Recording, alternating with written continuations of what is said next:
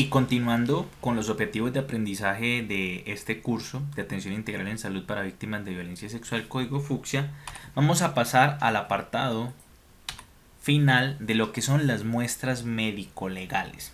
Y en este punto quiero hacer la diferenciación clara de dos escenarios. Lo que vimos previamente era la explicación de la resolución 459 del 2012, que por medio de unos pasos sistemáticos del 1 al 15 le explica a todo el sector salud qué se debe de hacer en la atención de víctimas de violencia sexual, ¿sí? Esta parte ya médico-legal es un escenario diferente, está fuertemente ligado, pero es un escenario diferente, ¿sí? Entonces vamos a tratar de interconectarlos, pero me interesa mucho que entendamos cuál es la diferencia. Una cosa son los exámenes que yo le tomo a la paciente o al paciente víctima de violencia sexual y son procesados en mi institución para saber cómo está el estado de salud de la paciente o del paciente. Otra cosa totalmente diferente son las muestras médico-legales, que a veces las llamamos exámenes médico-legales, que esos exámenes van a ser enviados al Instituto Nacional de Medicina Legal para que posteriormente sean estudiados. Entonces, ¿cuál es la conjetura que quiero que entendamos acá? El cuerpo médico está en la obligación de recoger estas muestras médico-legales cuando son pertinentes. Ya precisamos un poco más eso.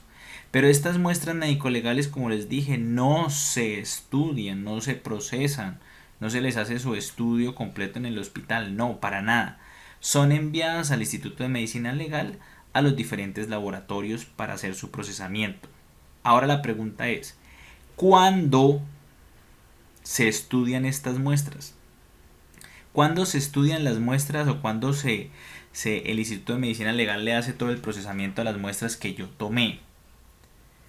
Las muestras médico-legales van enfocadas ¿en qué? Van enfocadas en aprobar u oponerse a una hipótesis sobre que un presunto actor del delito es el responsable o es inocente. En ese orden de ideas, para que el Instituto Nacional de Medicina Legal y Ciencias Forenses solicite esas muestras, tiene que existir ya una denuncia previa y un proceso de investigación. ¿Por qué? Porque las muestras de medicina legal son muestras que ellas no se ocupan de saber cómo está el estado de salud de mi paciente, no. Las muestras de medicina legal que yo recolecto van enfocadas en buscar material traza biológico del presunto agresor que haya quedado en mi paciente. Entonces, en ese orden de ideas, vamos a empezar a desglosar yo qué muestras voy a recoger. Y para eso tenemos que entender muy bien que es un elemento material probatorio y que es una evidencia física. Y se define como cualquier artículo tangible que tiende a probar o a oponerse a una hipótesis. Para este caso de violencia sexual, la hipótesis casi siempre va a ser que tal señalado fue el agresor, que tal señalada fue la agresora. Y para eso tiene que existir un proceso de investigación. Para eso tiene que existir un proceso de investigación. Entonces vamos a precisar algunas recomendaciones que nos hace el Instituto Nacional de Medicina Legal. Si el evento sucedió hace más de 72 horas, el concepto teórico es que esas muestras ya pierden validez, por lo cual, si al momento que consulta la paciente o mi paciente víctima de violencia sexual ya pasaron, más de 72 horas de haber ocurrido el evento, no tenemos ninguna obligación de recolectar las muestras que vamos a ver a continuación, muestras médico-legales. El Instituto Nacional de Medicina Legal deja que después de las 72 horas esas muestras pierden validez al momento de exponerlas en un proceso de investigación o judicialización, pero que queda a libertad del personal médico, si las considera totalmente importantes, aunque lleven más de 72 horas, las pueden recolectar. Pero la indicación es que si llevan más de 72 horas, no hay obligación de recolectarlas. Otra arista a tener en cuenta. Quiere decir que siempre que yo las vaya a recoger, ya tengo que tener la orden de un juez, de un comisario de familia, de un juez, de alguna autoridad que me ordene que le practique a mi paciente un examen sexológico. La respuesta franca a eso es que no. Para hacer una conexión entre lo que es el sector justicia y el sector salud, ahí en este punto se unen. ¿Por qué? Porque aunque no exista la orden de un juez o de una autoridad pertinente que me esté dando la orden de que yo haga un examen sexológico, si a mí me consulta en mi servicio de urgencias una paciente o un paciente víctima de violencia sexual dentro de las 72 horas, yo tengo que recolectar esas muestras y esas muestras quedan guardadas en el espacio destinado para eso en mi institución hasta que hasta que se inicie el proceso de investigación y medicina legal las solicite para que sean enviadas al Instituto de Medicina Legal, a los diferentes laboratorios y se realice el estudio de estas, ¿vale? Entonces, aunque yo no tenga la orden de una autoridad, si yo recibo un caso en las primeras 72 horas de ocurrido la victimización, yo tengo que recolectar estas muestras de medicina legal. Ahora, como lo vimos previamente, hay un kit de medicamentos, ¿sí? Y como dijimos, en ese kit de medicamentos que va la anticoncepción de emergencia hormonal, va penicilina benzatínica, va ceftriaxona, va metronidazol, va acitromicina. ¿Cuál medicamento no va? Por lo pronto, para el territorio nacional no va la gamaglobulina específica contra la hepatitis B ni la vacuna de hepatitis B. ¿Por qué? Porque son medicamentos altamente costosos y que requieren una cadena de refrigeración muy controlada, por lo cual los entes territoriales de salud se encargan de despacharlo. Entonces, la profilaxis para hepatitis B no se encuentra para el territorio nacional en el kit físico. Los otros medicamentos sí tienen que estar ahí. A la vez que hay un kit físico de medicamentos, existe un kit físico para la toma de muestras de delito sexual, que como dijimos, se deben tomar idealmente en las primeras 72 horas de que sucedió el evento. Y no es que sea estrictamente necesario tener todos estos elementos, sino esto es lo que llamamos como el kit ideal. Tiene todos los elementos que puedas llegar a necesitar. Y vamos a analizar algunos aspectos. Entonces tenemos que ese kit tiene bolsas de papel bond de diferente tamaño. Tiene bolsas plásticas transparentes de diferentes tamaños. Tiene un artículo interesante que es una hoja de un pliego de papel bond o medio pliego de papel bond. Ya vemos cuál va a ser su utilidad. Tiene frascos o lo que llamamos tarritos de orina, frascos de polipropileno. Tiene una pinza de disección para retirar fragmentos o elementos que yo considere retirar. Tiene un corta uñas, tiene seda dental preferiblemente sin cera. Tiene diferentes aspectos que ya vamos a analizarlos, a tener en cuenta cuando tomemos las muestras, que los vamos a necesitar y nos van a permitir la toma de esas diferentes muestras. Esta imagen y esta diapositiva la tenemos como enseñanza desde entrenarte lo que sería el kit de toma de muestras más completo que un servicio de urgencias pueda llegar a tener.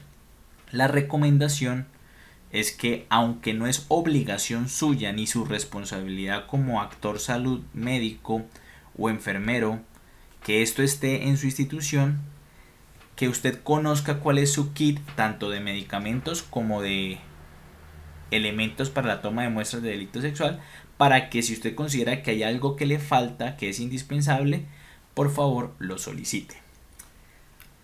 Ahora, en esta imagen estamos viendo lo que vienen siendo las bolsas de papel de diferentes tamaños. Las bolsas de papel de diferentes tamaños no son un elemento raro ni costoso, no, son bolsas de papel común y corriente de diferentes tamaños. Acá vemos bolsas plásticas transparentes de diferentes tamaños. Bolsas plásticas transparentes de diferentes tamaños deben de estar en el kit de toma de muestras de médico-legales. Ahora, ¿cuál es el rol que juegan esas bolsas de papel y esas bolsas plásticas? Son elementos determinantes al momento de realizar el adecuado embalaje de las muestras que yo recolecte. Entonces, a posterior vamos a explicar cada una de las diferentes muestras que yo puedo recolectar si lo considero pertinente, pero vamos a explicar en este punto cómo se hace el embalaje de sea cual sea la muestra que yo recolecte. ¿Listo? Entonces acá tenemos unas bolsitas de papel. Unas son de este color tipo sobre manila, otras bolsas suelen ser blancas, no importa. La recomendación de medicina legal no precisa ni recomienda algún color específico, sino dice bolsas de papel. Y acá tenemos un elemento que vamos a considerar que es cualquier muestra. El elemento material probatorio de evidencia física puede ser una prenda de vestir. Ya lo vamos a ver más adelante a precisar lo específico para las prendas de vestir. O puede ser un tarrito de polipropileno, lo que llamamos tarrito de orina, con algunas muestras como uñas o sedas dental de tomas de muestras de la cavidad oral. O el elemento más común que vamos a recolectar, a embalar para muestras médico-legales es este. Son los aplicadores. Entonces los aplicadores, por recomendación de una actualización desde el 2010, los aplicadores que se tomen como muestras, la recomendación es guardarlos y asegurarlos en tarrito tapa roja, tarrito en seco, como protección, no porque se requieran como elementos para su procesamiento, sino cada aplicador se recoge la muestra, se guarda en un tarrito de esto. Ya lo precisamos un poco más adelante, pero cada uno de estos tubitos puede ser una muestra que yo voy a guardar en la bolsa de papel.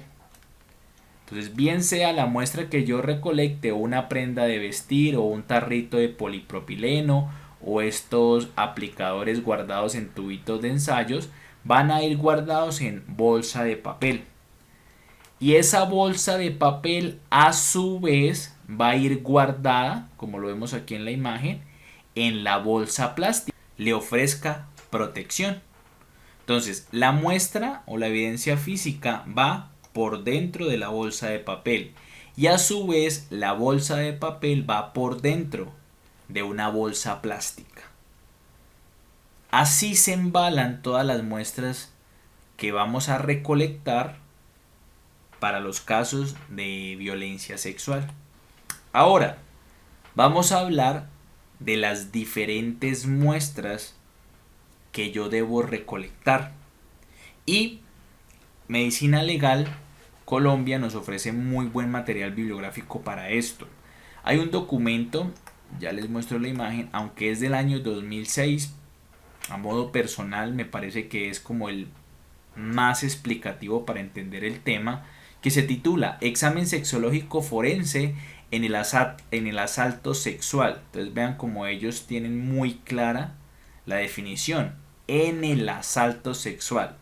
En los que haya, acá lo llaman a reflexionar a usted, en los que haya posibilidad razonablemente fundada de encontrar una evidencia física. Entonces el título del documento, que es este documento, está dentro de los documentos que les compartimos en la bibliografía, nos dice: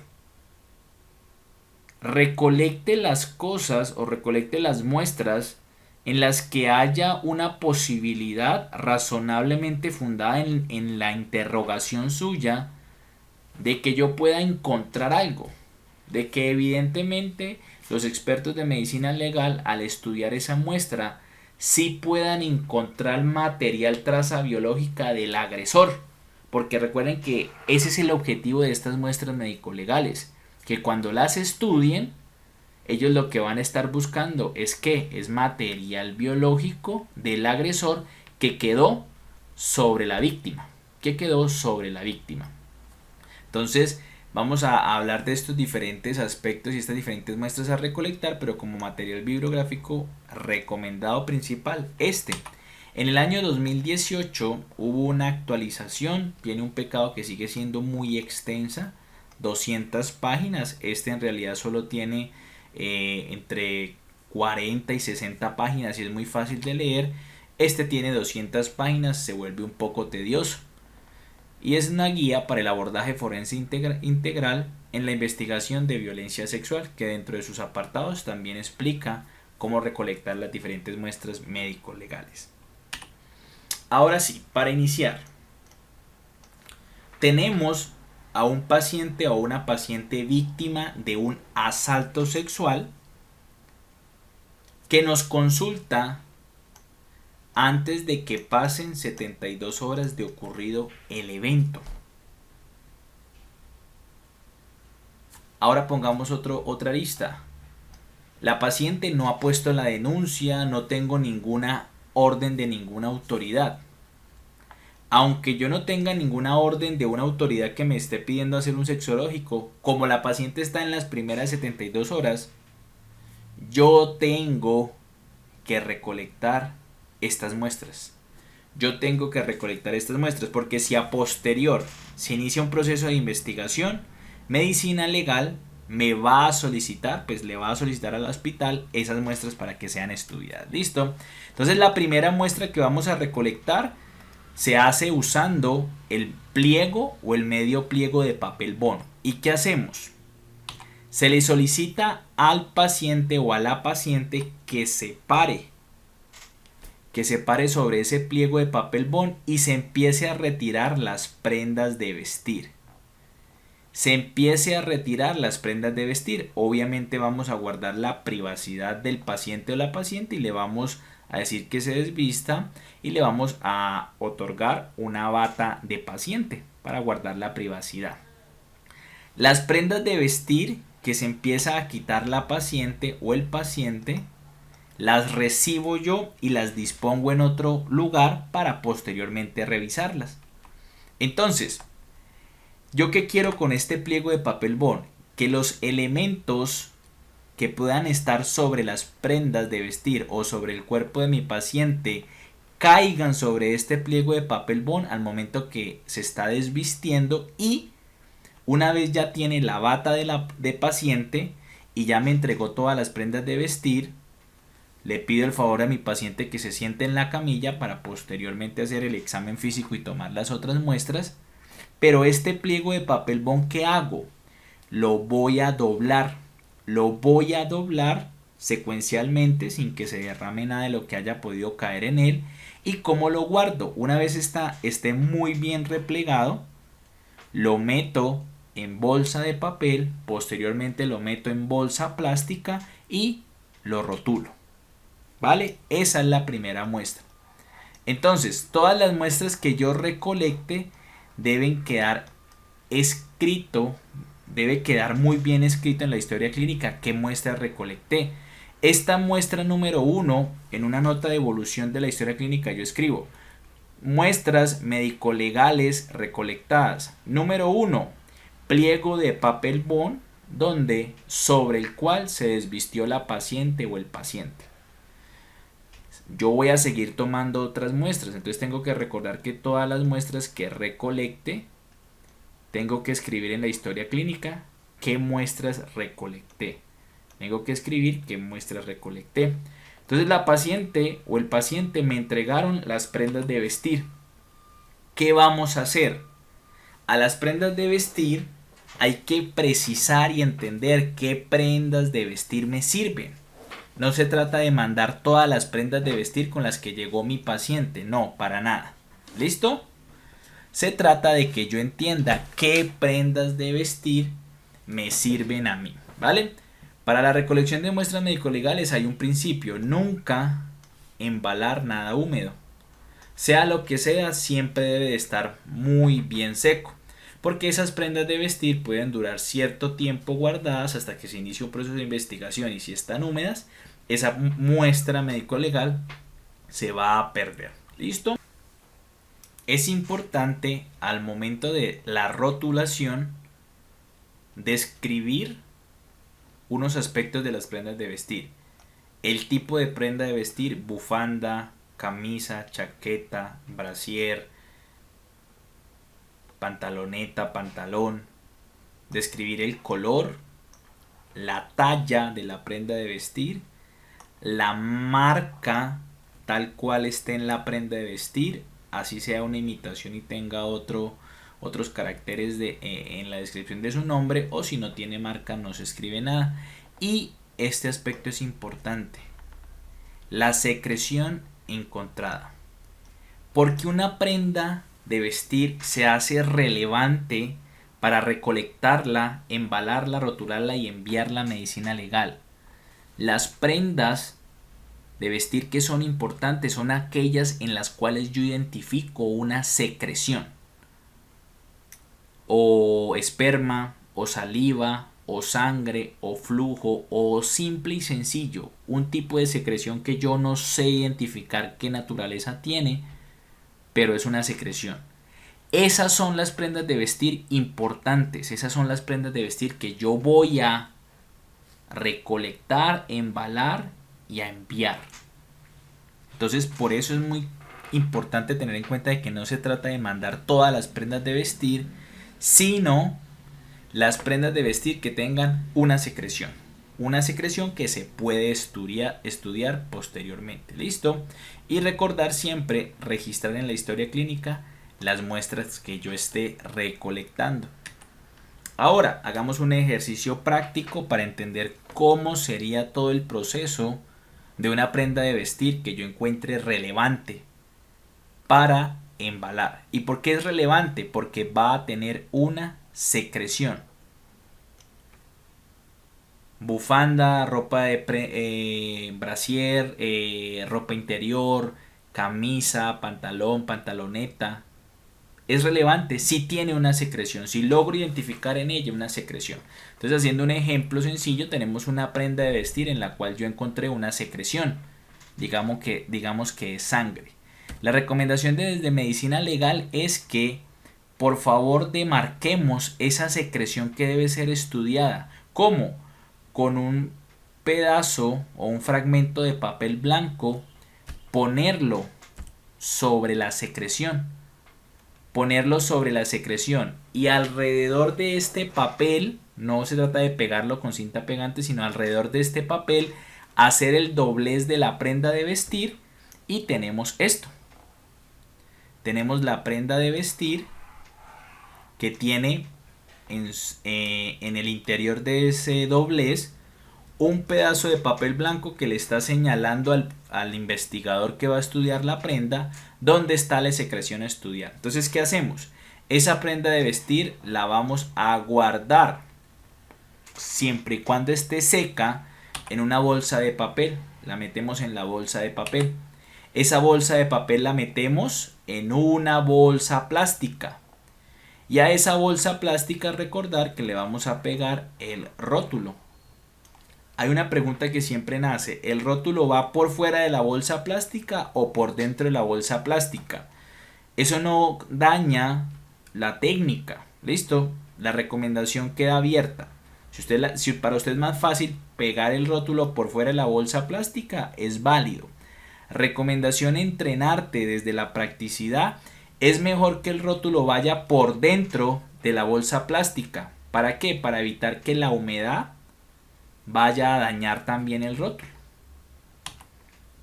Ahora vamos a explicar el sistema de escobillones. Ya vimos dos muestras. Una, el pliego de papel bond sobre el cual se desviste la paciente o el paciente.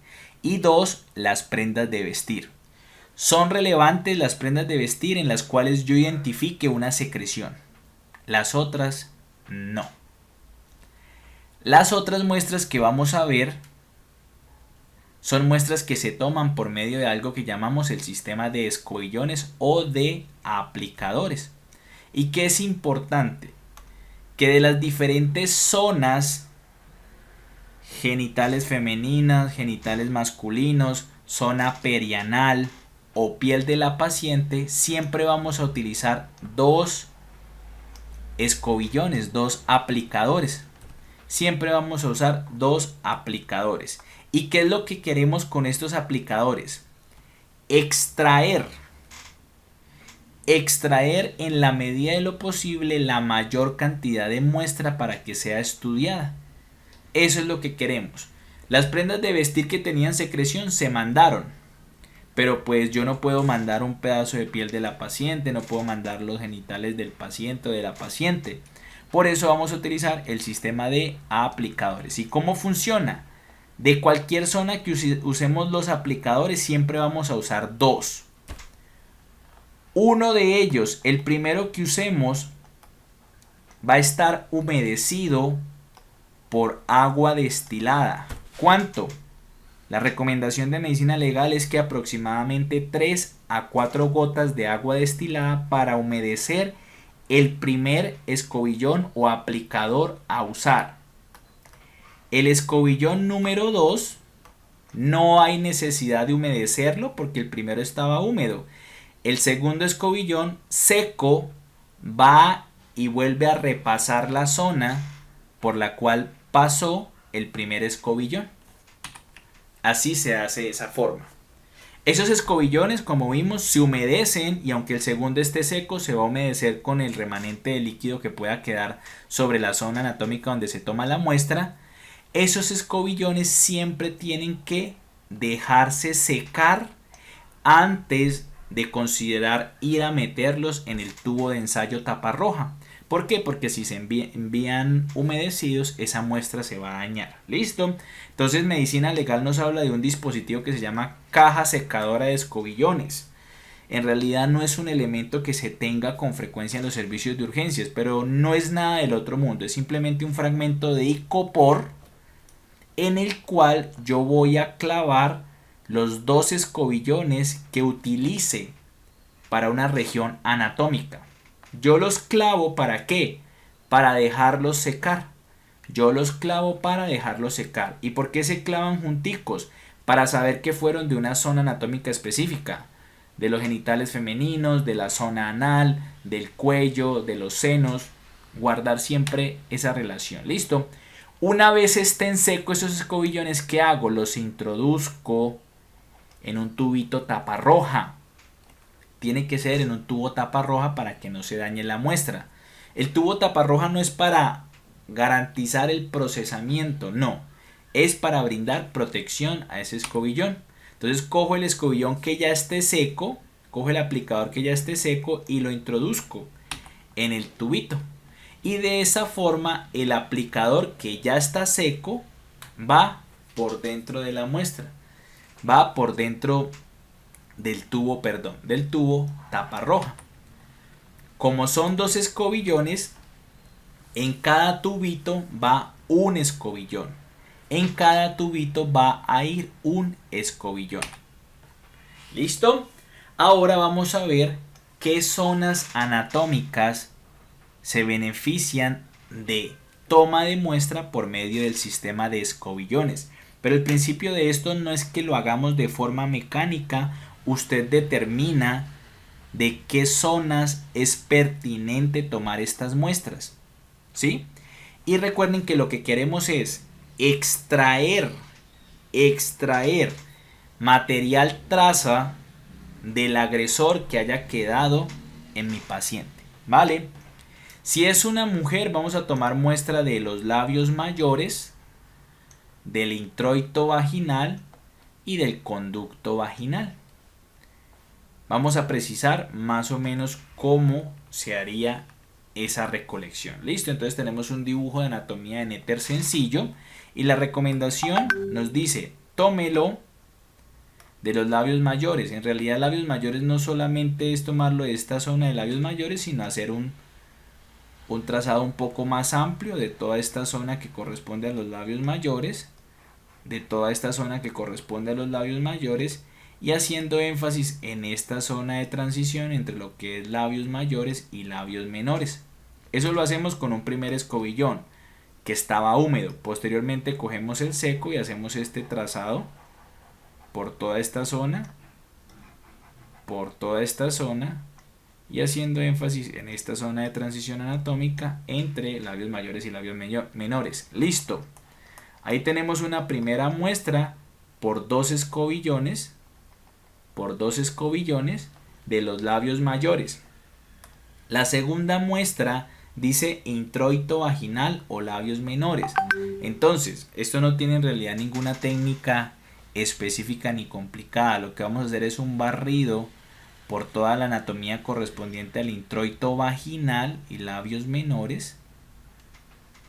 Primero lo hacemos con un escobillón que está humedecido y posteriormente lo vamos a hacer con otro escobillón que esté seco por toda esta zona. Y perfecto, ya tenemos otros dos escobillones. Entonces tenemos una muestra de lo que conocemos como labios mayores y tenemos una segunda muestra del introito vaginal o labios menores. Ya tenemos dos muestras. Cuando es pertinente tomar estas muestras teniendo en cuenta el interrogatorio, la información obtenida al momento del interrogatorio, y como muestra número 3 es lo que llamamos el conducto vaginal. ¿Cómo se toma esa muestra? Tiene una recomendación ideal. Entonces introducimos el aplicador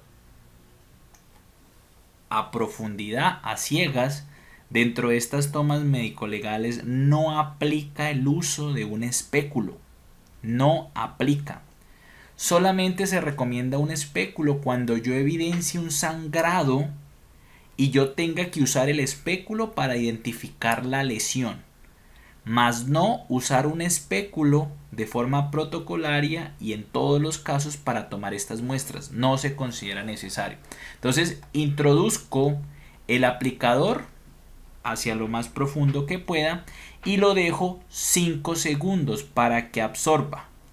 5 segundos para que absorba y me regreso haciendo movimientos concéntricos hasta salir del conducto vaginal.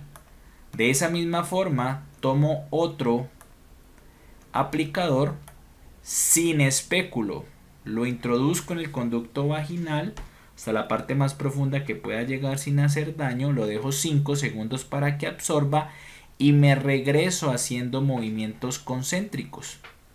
Y de esa forma, haciendo el recuento, tenemos ya 3 muestras. Una de la parte externa o labios mayores. Número 2, labios menores o conocido como introito vaginal. Y número 3, conducto vaginal. ¿Qué quiero que recuerden acá? Quiero que recuerden que cada una de estas muestras es por 2 aplicadores. Cada una de estas muestras es por 2 aplicadores y que cada aplicador debe de ser puesto o clavado en un fragmento de icopor para que se seque. Cada uno de estos escobillones, la recomendación es que después de seco vaya guardadito en un tubo taparroja, y ambos tubitos taparrojas se van a embalar. Bolsa de papel, bolsa plástica y con su respectivo rótulo. Perfecto. Ahora en el caso que sea un hombre, y que por el interrogatorio yo considere que sea pertinente tomar estas muestras, la recomendación es 3 zonas siempre y cuando sea pertinente. Surco balano prepucial es la única que se considera casi que obligatoria. Ya lo que es cuerpo del pene y el escroto son muestras que se van a tomar si yo evidencio que hay alguna secreción pertinente sobre la cual tomar esa muestra.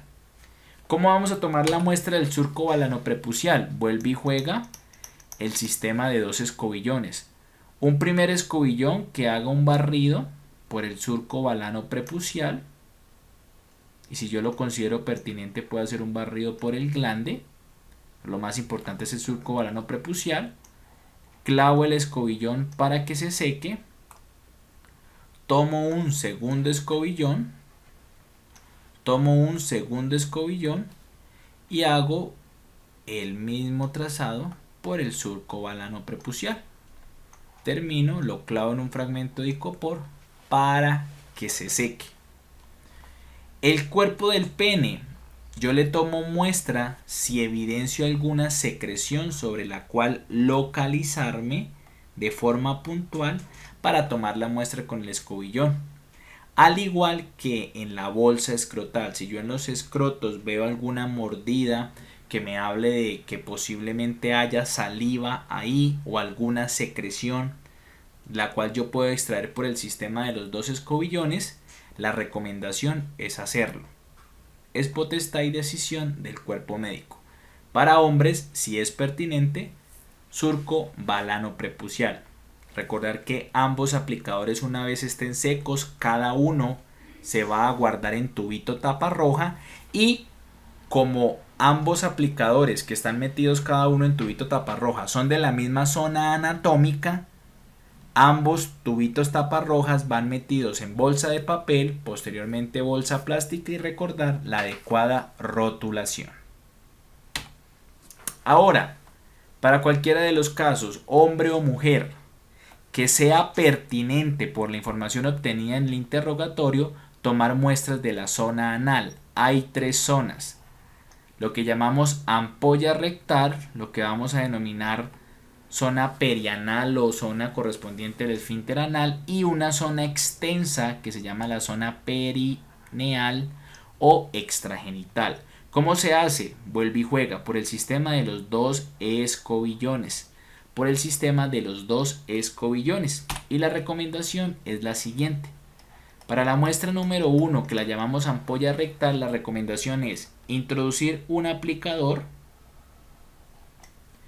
dejarlo aproximar a ciegas, o sea, recuerden que yo no tengo que hacer un tacto rectal en un sexológico.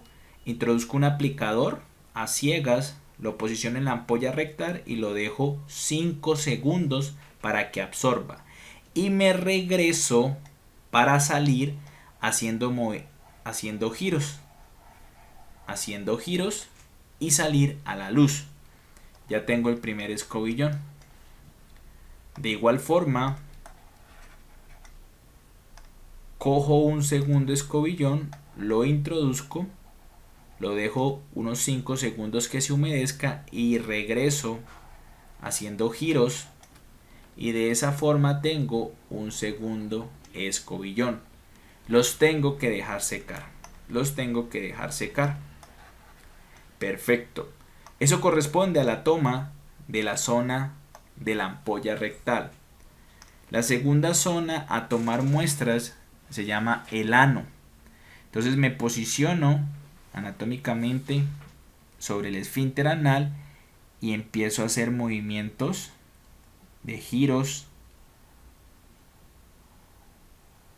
sobre toda la zona, y ya tengo el primer escobillón de la segunda zona a tener en cuenta cuando es pertinente tomar muestras de la zona anal. Cojo un segundo escobillón y hago el movimiento similar, posicionándome en el esfínter anal, haciendo giros, y voy a tener el segundo escobillón. Perfecto. Y la tercera zona recomendada se llama la zona perineal, y es una zona bastante amplia. La recomendación también es que usted lo puede tomar a ciegas, o se puede enfocar en alguna mordida o en alguna secreción que encuentre sobre esa zona llamada extragenital o perineal. Y la recomendación, ¿cuál es? Es tratar de hacer un barrido lo mayor posible sobre toda esa zona anatómica,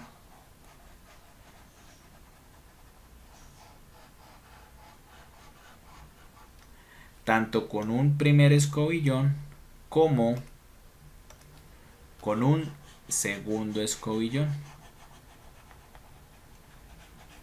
Porque si al interrogatorio es muy pertinente obtener muestras de esta zona, pero si yo no encuentro una secreción o una mordida, debo tomar estas muestras. Entonces la zona perineal o extragenital es una zona bastante extensa y la recomendación es esa. Si usted localiza una mordida que pueda tener saliva del agresor o una secreción, pues enfóquese en esa secreción o en esa mordida. Pero si el interrogatorio me hace deducir que es una zona muy importante a recolectar muestras, aunque yo no encuentre nada, hago ese barrido general. Perfecto. Y ahora, para hablar de otras muestras a tener en cuenta, vamos a hablar de cuándo es pertinente obtener muestras médico-legales de las uñas. Todo se basa en el interrogatorio, no es protocolario. No a todas o a todos los pacientes le tengo que tomar muestras de las uñas. Si por el interrogatorio la paciente o el paciente me refieren que para tratar de defenderse pudo aruñar en cierta medida a su agresor, en ese caso se vuelve pertinente. Entonces, ¿cómo lo vamos a hacer? La recomendación del Instituto de Medicina Legal es con un corta uñas, el cual va a estar en el kit de toma de muestras. Se utiliza un corta uñas por paciente. Yo hago un corte lo más cercano al lecho ungueal de las uñas de la mano izquierda y las guardo en un tarrito de polipropileno y lo marco uñas de la mano izquierda. Con el mismo corta uñas corto todas las uñas de la mano derecha lo más cerca del lecho ungueal y las guardo en un tarrito de polipropileno y lo marco como uñas de la mano derecha. Entonces tenemos dos frasquitos, las uñas de la mano derecha y las uñas de la mano izquierda. Y adicional a eso tenemos el corta uñas con el cual cortamos las uñas del paciente o de la paciente. Estos tres elementos, 1, el corta uñas, 2, el tarrito con las uñas de la mano derecha y 3, el tarrito con las uñas de la mano izquierda, van a ir hacia la misma bolsa de papel porque son de la misma posición anatómica. Esa bolsa de papel se mete en bolsa plástica y recordar la adecuada rotulación y escribir en la historia clínica que tomé muestra de las uñas. La siguiente muestra a tener en cuenta es la cavidad oral. ¿Cuándo voy a tomar muestras de la cavidad oral? Cuando por el interrogatorio yo lo considere pertinente. Y también se recomienda la toma de dos tipos de muestras de diferente técnica. Una es por medio del sistema de escobillones y la otra es con la seda dental, preferiblemente sin cera. ¿Cómo es? Para la cavidad bucal, para la cavidad oral o de hecho también para las mucosas, la recomendación no es punitiva de que yo siempre tenga que humedecer el aplicador. Por lo menos para este caso, si es una muestra que voy a tomar de la boca, pues la mucosa oral es muy húmeda, no habría necesidad, ¿cierto? No habría necesidad. Pero eso se considera pues como tenerlo en cuenta de forma protocolaria, que si es una zona muy reseca, se debe humedecer. ¿Listo? Entonces se ingresa el aplicador en la cavidad bucal, y se hace barrido por toda la cavidad bucal, acentuando la toma de la muestra en lo que denominamos los espacios retromolares. Entonces hay 4 espacios retromolares: uno superior derecho, uno superior izquierdo, inferior derecho e inferior izquierdo. En esos espacios retromolares la evidencia muestra que de toda la cavidad bucal, como ella tiene un recambio tan alto, es la zona donde más se va a poder acumular material traza biológica importante, por lo cual cuando yo introduzco el aplicador yo hago barrido por la boca, pero siempre debo de posicionarme sobre los espacios retromolares y me quedo ahí aproximadamente 3 a 5 segundos para que el aplicador absorba. Y con el mismo aplicador voy a hacer el tránsito por todos los espacios retromolares. Como esto es con el sistema de escobillón, recuerde que el sistema de escobillón siempre es con dos. Un primer escobillón y lo pongo a secar, cojo otro escobillón en un espacio retromolar, después lo paso al otro espacio retromolar, después lo paso al otro espacio retromolar, 3 a 5 segundos que absorba y lo pongo a secar. Y ya tenemos los dos escobillones que cada uno se va a meter en un tubito taparroja, pero ambos tubitos taparrojas se van a meter en la misma bolsa de papel y bolsa plástica. La otra muestra de la cavidad oral a tomar recomendada es con una seda dental sin cera. Entonces, ¿cuál es la recomendación? Una tira larga de seda dental, la cual pase una sola, la cual pase por todos los espacios interdentales, tanto inferiores como superiores.